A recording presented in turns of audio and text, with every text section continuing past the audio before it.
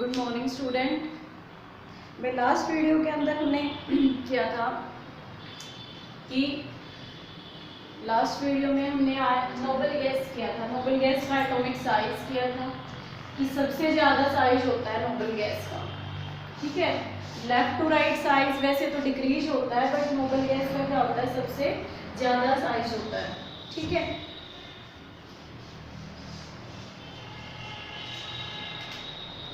सबसे large size होता है नोबल गैस का। ठीक है,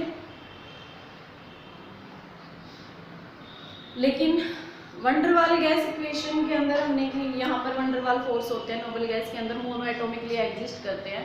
सो इस वजह से क्या होगा, देखो भाई, उसके बाद क्या है यहाँ पे, नेक्स्ट है electronic ionization energy. Ionization energy हमें पता है कि साइज के इन्वर्सली प्रोपोर्शनल होती है, जिसका जितना बड़ा साइज होगा उसकी आयनाइजेशन एनर्जी उतनी ही कम होगी। ठीक है, आयनाइजेशन एनर्जी साइज के इन्वर्सली प्रोपोर्शनल होती है। यहाँ पर क्या होता है, लेफ्ट टू राइट अब साइज डिक्रीज होता है, बट इनका साइज बड़ा फिर भी इनकी आयनाइजेशन एनर्जी सबसे ज़्यादा होती है। वैसे भी left to right ionization energy increase हो रही है, लेकिन इनका क्या होता है, fully filled noble gas configuration है, इनर्ट गैसेस होती है, ये बहुत कम रिएक्ट करती है किसी के साथ, इसी वजह से तो मोनो एटॉमिकली एग्जिस्ट करती है। इनकी आयनाइजेशन एनर्जी भी सबसे ज़्यादा होती है। ठीक है, क्यों होती है ionization energy? Due to stable fully filled configuration. I think शायद, पता नहीं भाई मैंने लिखवाया था या नहीं, तो मैं कोई बात नहीं दोबारा से लिखवा देती हूँ। आयनाइजेशन एनर्जी, इसके अंदर ionization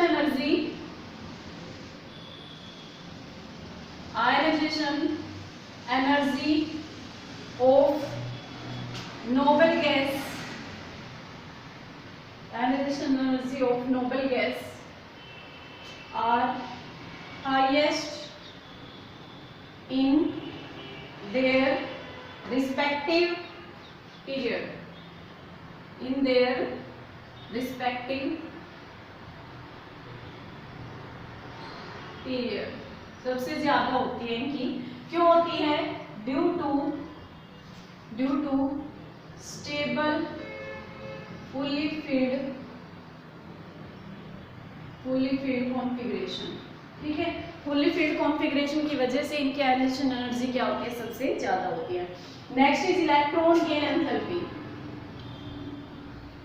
electron gain enthalpy, electron gain enthalpy क्या होती है भाई? इलेक्ट्रॉन गेन एंथैल्पी होती है कि इलेक्ट्रॉन, जब हम नाम से समझ लो, इलेक्ट्रॉन गेन एंथैल्पी, जब कोई भी एलिमेंट गैसियस स्टेट में इलेक्ट्रॉन को एक्सेप्ट करता है, हमेशा चाहे आयनाइजेशन एनर्जी हो या फिर इलेक्ट्रॉन गेन एंथैल्पी हो, मतलब जो भी प्रोसेस होती है वो गैसियस स्टेट में होगी, सॉलिड में से नहीं निकालेंगे हम। ठीक है, तो इलेक्ट्रॉन गेन एंथैल्पी, जब कोई भी आइसोलेटेड गैसियस एटम इलेक्ट्रॉन को गेन करता है, ठीक है, इलेक्ट्रॉन को गेन करता है, तो उस ड्यूरेशन वो जितनी अमाउंट ऑफ एनर्जी देता है, बाहर निकलती है, तो इलेक्ट्रॉन गेन एंथैल्पी होती क्या है? Amount of energy released when 1 mole of electron, 1 mole of electron के लिए 1 इलेक्ट्रॉन इज गेन। जब 1 इलेक्ट्रॉन गेन किया जाता है तो उस ड्यूरेशन जितनी अमाउंट ऑफ एनर्जी रिलीज होती है वो क्या होती है? इलेक्ट्रॉन। अब इनके पास क्या है? Stable configuration. कोई भाई स्टेबल है, अनस्टेबल नहीं होना चाहेगा, वो पहले से ही स्टेबल है, वो अनस्टेबल क्यों होना चाहेगा? इलेक्ट्रॉन गेन करेगा तो वो अनस्टेबल होगा। ठीक है, तो अब कोई भी, मतलब अगर हम डेली लाइफ में देखते हैं, कोई अमीर इंसान है, क्या वो गरीब होना चाहेगा? ऐसा कोई इंसान है जो गरीब होना चाहे अमीर से? नहीं होता ना ऐसे। तो यहाँ पर भी ये नोबल गैस में पहले ही अमीर है, इलेक्ट्रॉन उनके पास है, तो सेटिस्फाई है वो खुद के साथ, फुली फिल्ड कॉन्फ़िगरेशन, स्टेबल है, तो वो क्या है, 1 इलेक्ट्रॉन और लेके अनस्टेबल होना चाहेंगे? नहीं। दूसरे सारे एलिमेंट तो उनके जैसा बनना चाहते हैं, लेकिन वो दूसरों के जैसा क्यों बनना चाहेंगे? अनस्टेबल। तो इस वजह से क्या होती है, इनकी इलेक्ट्रॉन गेन एंथैल्पी क्या होती है? पॉजिटिव होती है हमेशा। मतलब इसमें से एनर्जी निकलती नहीं है जब हम इलेक्ट्रॉन देते हैं। इसमें इलेक्ट्रॉन अगर हम देते हैं ना, तो हमें एनर्जी भी देनी पड़ती है, इसमें जबरदस्ती इलेक्ट्रॉन को पुल अप करना पड़ता है, हमें डालना पड़ता है इसके अंदर। ठीक है, तो noble gas has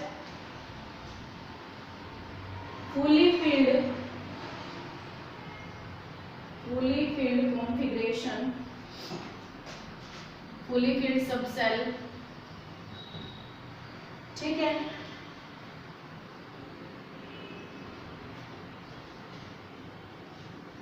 Hence extra electron is added into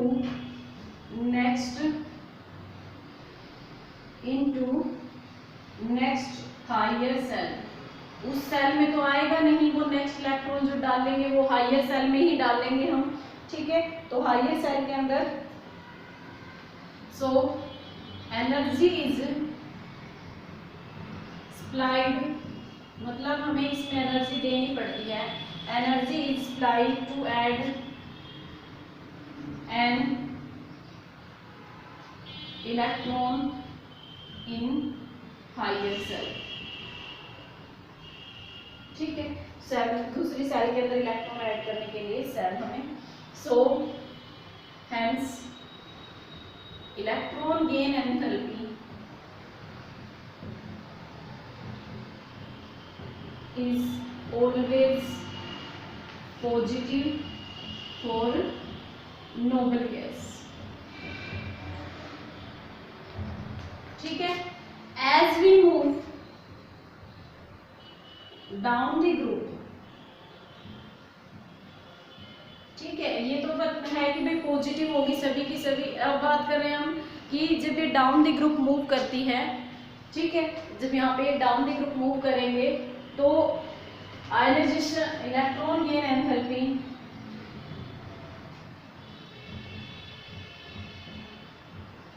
decrease, value positive आएगी सबकी बट डिक्रीज हो जाएगी, ठीक है,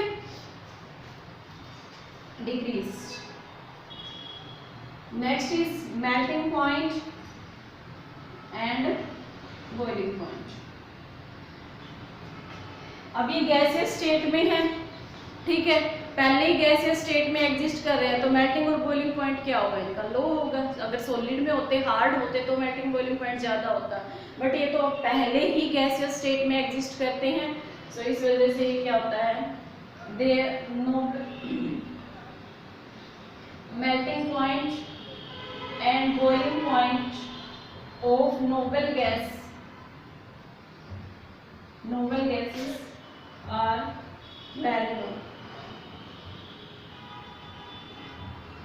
ठीक है, very low. This is due to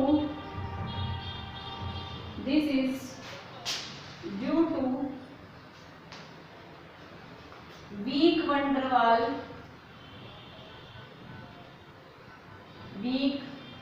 van der Waals force of attraction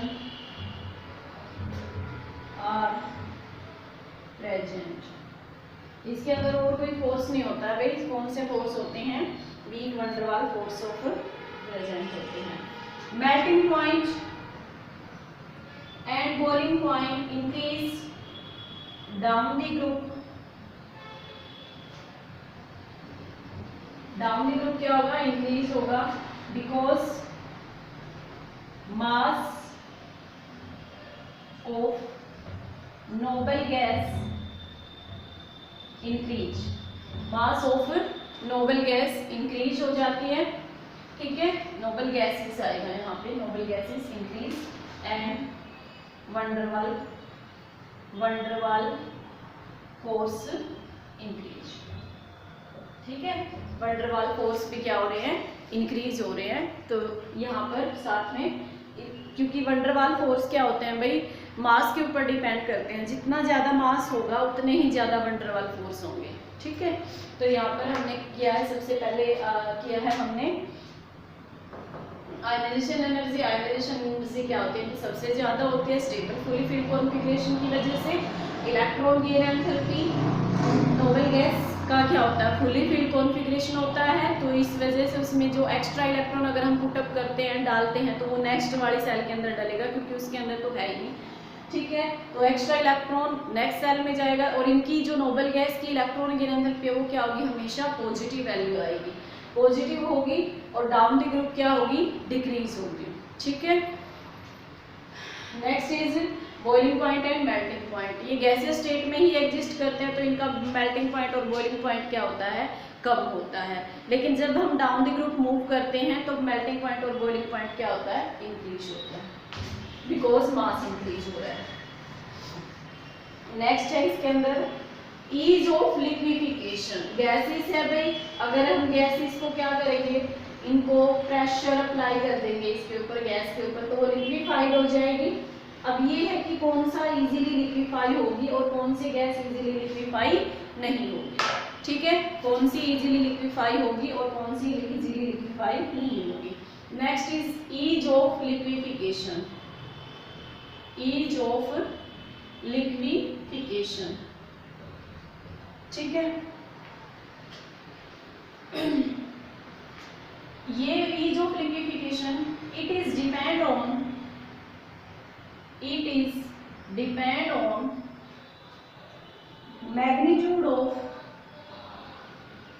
magnitude of forces present between them, forces present between the molecules के बीच में जो फोर्सेस प्रेजेंट हैं उनके बीच में कितना फोर्सेस है। और इनके अंदर क्या होते हैं, वीक फोर्सेस होते हैं। इन नोबल गैस वंडरवाल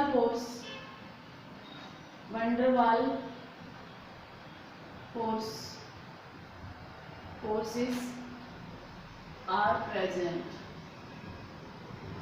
ठीक है, वंडरवाल फोर्सेस प्रेजेंट होते हैं, ठीक है। These gases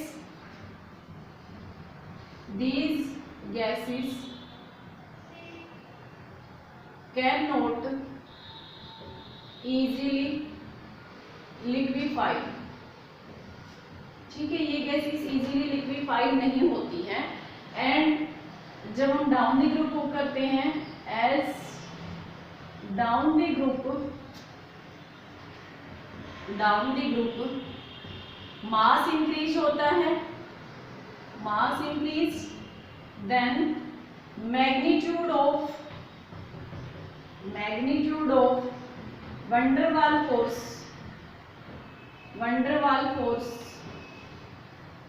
increase.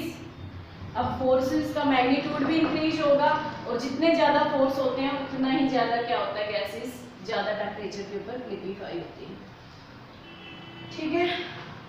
Increase, so ease of liquefaction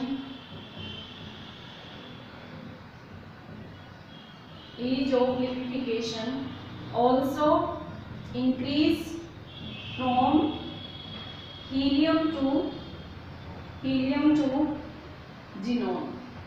xenon तक है, क्योंकि जो रेडोन है वो रेडियो एक्टिव होता है, तो इसीलिए हम कहाँ तक पढ़ते हैं, हीलियम टू जीनोन। नेक्स्ट है भाई solubility in water।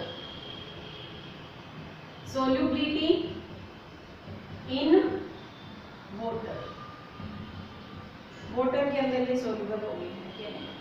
these gases are slightly soluble in water, ठीक है। these gases slightly soluble in water, solubility increase helium to 0, ठीक है।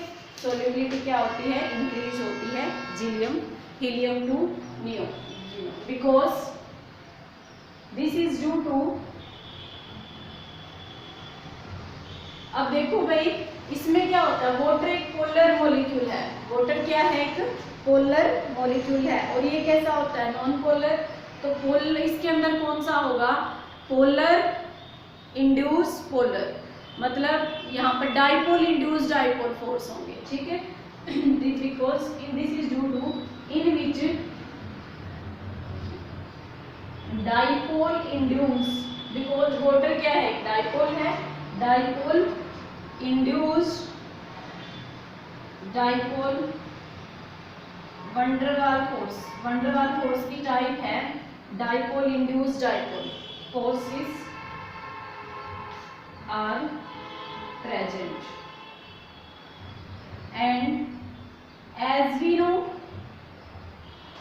and as we know down the group van der Waal force increase, van der Waal forces increase, so solubility increase. ठीक है, ये सो पहले लिख ही चुके हैं हम, हीलियम 2 डिक्रीज होती है। नेक्स्ट है भाई adsorption our charcoal, adsorption our charcoal.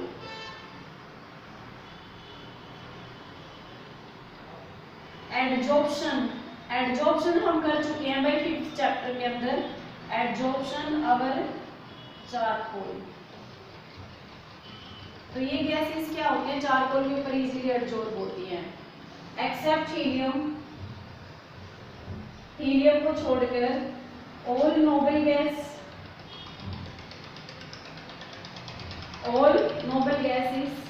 Are adsorb by coconut charcoal at low temperature.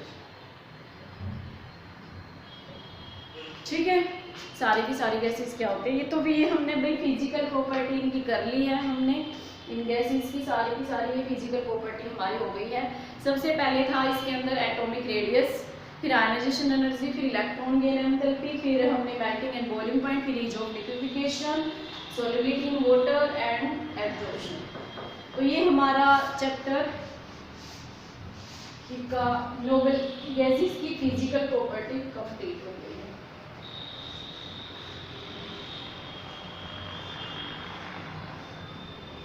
Next देखो भाई, इसके बाद केमिकल प्रॉपर्टी के अंदर, ठीक है, chemical property.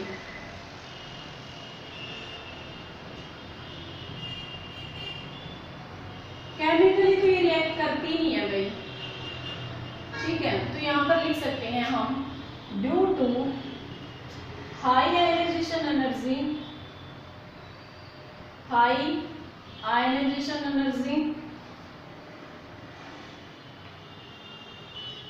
And stable fully filled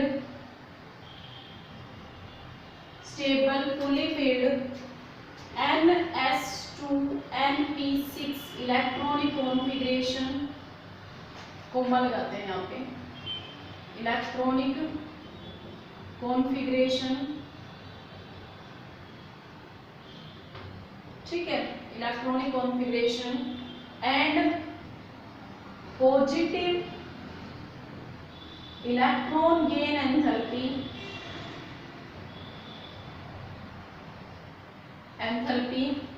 these gases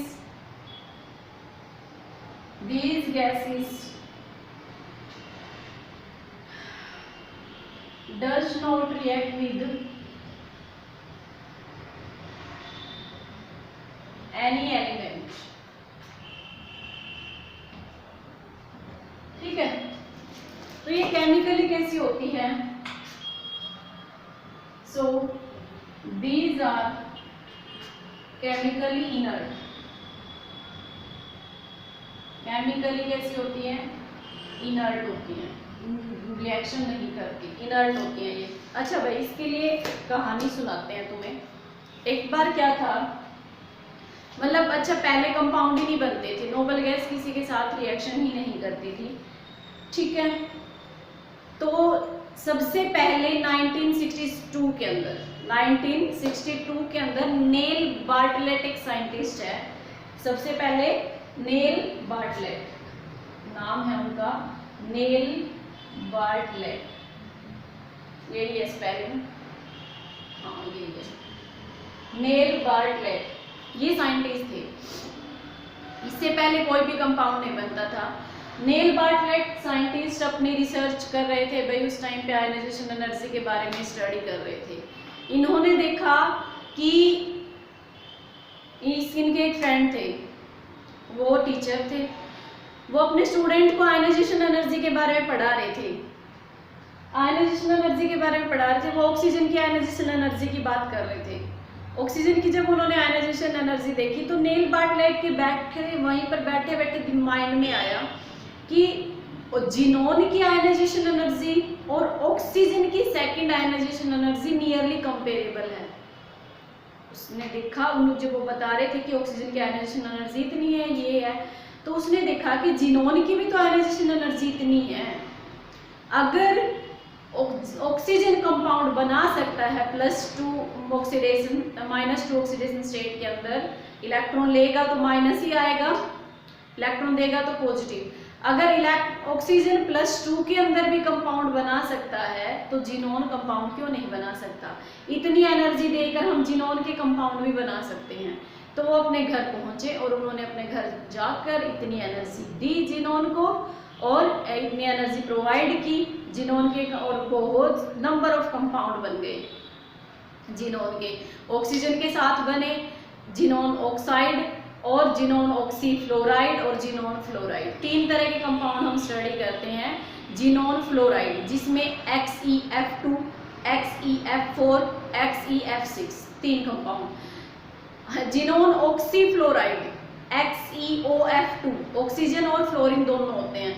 XeOF4, oxygen और फ्लोरीन दोनों ही हैं। XeO2F2, ठीक है। अब हम करते हैं अभी xenon oxide, XeO3, XeO2, XeO4, ठीक है, सिंपल ऑक्सीजन के साथ। तो जिनोन की ऑक्सीजन के साथ भी करवाई, जिनोन की फ्लोरीन के साथ और जिनोन की ऑक्सीजन और फ्लोरीन दोनों के साथ करवाई, तो हमें नंबर ऑफ कंपाउंड मिल गए। तो यहाँ से शुरुआत हुई थी आयनाइजेशन, जो नोबल गैसेस के कंपाउंड है।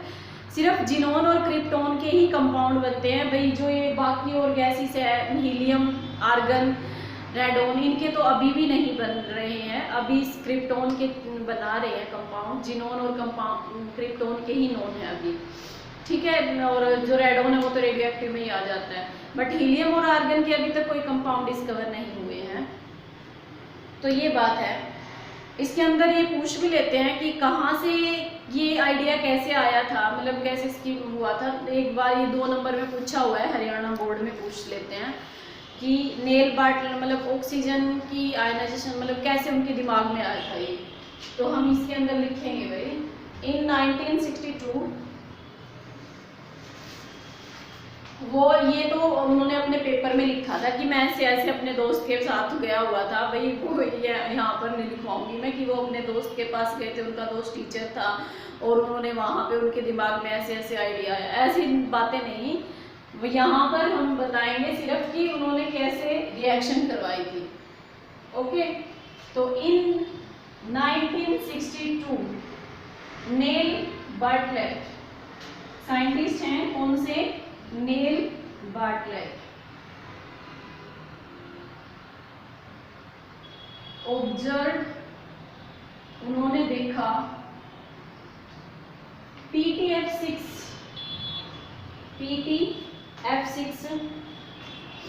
React with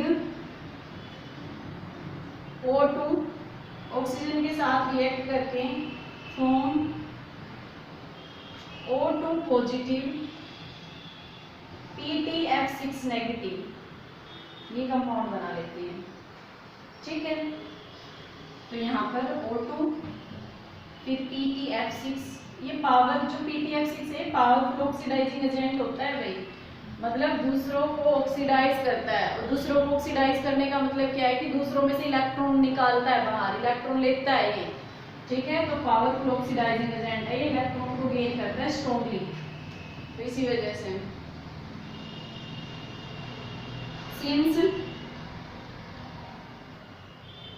fast ionization energy of genome is nearly close to O2 molecule, O2 molecule के nearly close थी। बार्टलेट thought that, बार्टलेट ने सोचा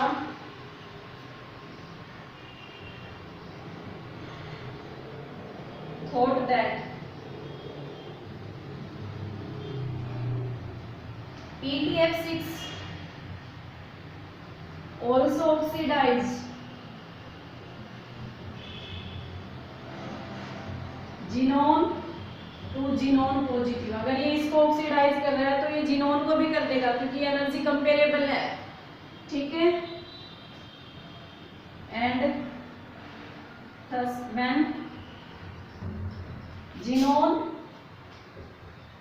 एंड PTF6 वर मिक्स्ड, उसने दोनों को मिक्स किया, ए रैपिड रिएक्शन, बहुत अच्छी रिएक्शन हुई, ए रैपिड रिएक्शन जिसके लिए इसको नोबेल प्राइज भी मिला था, अकर्ड एंड XePTF6। तो जो डिस्कवरी होती है ना, जो नोबेल गैस मिलता है, नोबेल प्राइज जो मिलता है, बहुत किसी किसी को मिलता है भाई, ऐसे थोड़ी ना होती है। PTF6 लाइफ बन जाती है अगर नोबेल गैस वो नोबेल प्राइज मिल जाए तो। एक पेपर पब्लिश होने से इतनी खुशी होती है, तो नोबेल प्राइज तो बहुत बड़ी बात होती है भाई साइंस के अंदर। Xe, वैसे तो किसी भी चीज में साइंस के अंदर क्या, XeF6 बहुत जल्दी इन्होंने, देख लो, सिर्फ एक चीज से इन्हें बहुत सारे वो मिल गए थे, माइंड में स्किप हो गई, इतनी आयोनाइजेशन एनर्जी पता थी, दोनों को मिक्स कर दिया, बन गए मछलियाँ, ठीक है। तो रातों रात किसकी किस्मत क्या हो जाए तो पता नहीं चलता। आफ्टर दैट, इसके बाद large number of xenon compound form, उसने बहुत सारे कंपाउंड बना लिए, compound form. Example XeOF2, XeF4, XeF6, XeO2OF2, XeOF4, XeO2F2, XeO3, XeO4। तो भाई इनमें से एक कंपाउंड की स्ट्रक्चर कंफर्म है,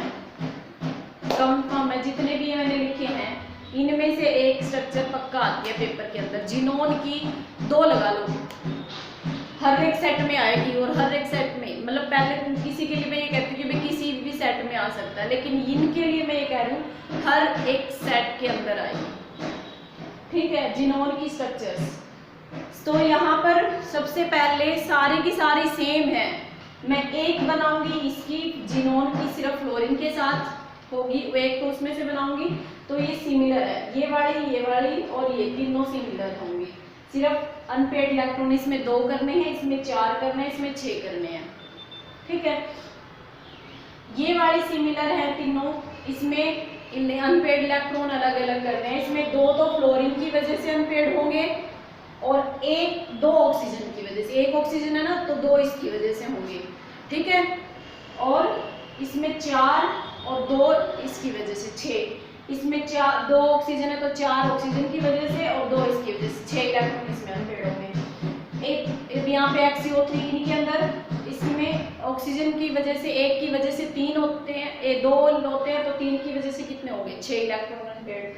इसी तरह इसमें 1 ऑक्सीजन की वजह से कितने होते हैं, 1 ऑक्सीजन की वजह से कितने इलेक्ट्रॉन अनपेड होते हैं, 2, तो 4 ऑक्सीजन की वजह से कितने इलेक्ट्रॉन अनपेड होंगे, 8, ठीक है। तो ट्राई करना ये वाले स्ट्रक्चर्स बनाने की हाइब्रिडाइजेशन के बेस पर, पहले इलेक्ट्रॉन कॉन्फ़िगरेशन लिखना है, फिर उसको एज इट इज ऑर्बिटल की फॉर्म में, फिर ये देखना है कितने इलेक्ट्रॉन अनपेड करने हैं, फिर कहाँ तक जाते हैं हम, उसी के बेस पर हमें स्ट्रक्चर्स बनानी है।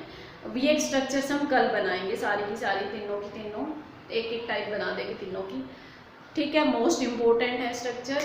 आज इसमें इतना ही करते हैं, अगर कोई डाउट हो तो वीडियो में अपना मतलब मैसेज कर देना भाई व्हाट्सएप पे, वो नेक्स्ट वीडियो में क्लियर कर दिया जाएगा, ओके।